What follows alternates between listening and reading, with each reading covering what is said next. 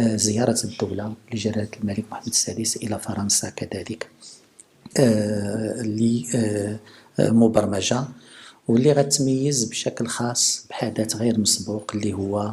المعاهدة المغربية الفرنسية، واللي غادي تكون واحد الحدث سياسي قانوني تاريخي غير مسبوق بين البلدين، لأن غيكون أول معاهدة كدير فرنسا مع دولة غير أوروبية، وغادي تكون كذلك أول معاهدة اللي عند المغرب مع دولة أوروبية، وهذه كلها كتعطي واحد طابع خاص للعلاقة المغربية الفرنسية.